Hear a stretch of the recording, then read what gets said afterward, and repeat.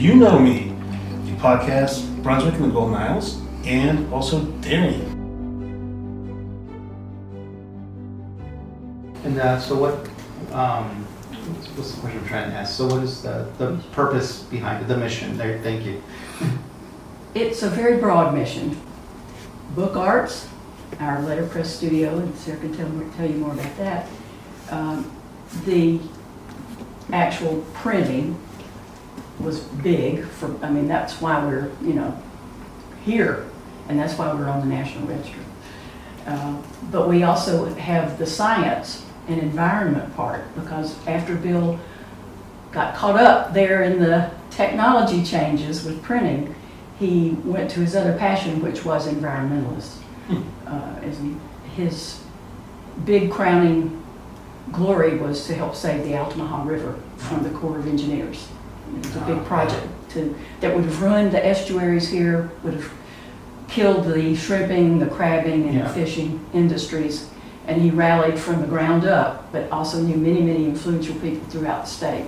And in the end, he was awarded the Rock Howard Award from DNR. Thomas Spalding was a second generation Scot, and he and his wife and his mother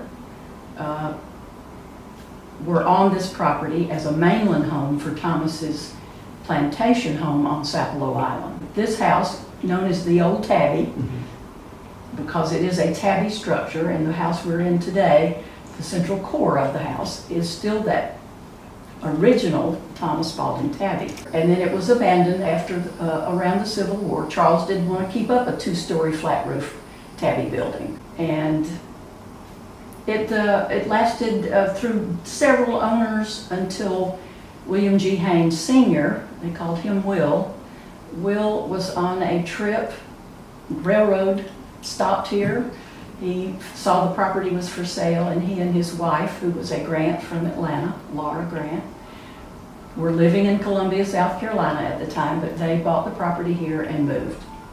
And that was around 1918. Wow. Bill was, our founder, Bill Jr., was about 10 years old. We now teach letterpress courses. We have card classes where you can come, make cards for Christmas or holidays, and we have open studios where you can come do free cards. So how do people get involved? So you have no.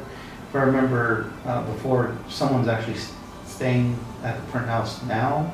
Yes, tell them about the Artist in Residence program. We have an Artist in Residence program. Ours is different in that we pay the artist, and what it does is allow artists to come that couldn't otherwise afford it, because most residencies you have to pay for.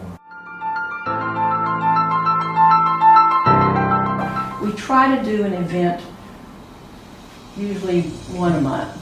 I'm looking at Sara. They have to hold me back. I'm always thinking of something we ought to be doing. And we have a lot of other things coming up. We got our annual return of the churn. Yes, we haven't had our churn off since 2019 was our last churn off. And that's an ice cream competition. Locals with their best flavors compete against each other, businesses as well as individuals. And you get to come and be the tasters, and you get to vote. That sounds like fun. All kinds of levels of. We have judged winners and People's Choice. They all get prizes. Very, very inexpensive. Ice cream. And it's you We just have get some taste. good ice cream. Oh boy, do we! You make some of the best there. And we have live music, and we have a little raffle of it's not a silent auction. This is just a raffle of locally donated items. Sometimes from people and sometimes from businesses. And then our next big event would be October the 5th, when we have this year it's truly the blues and barbecue.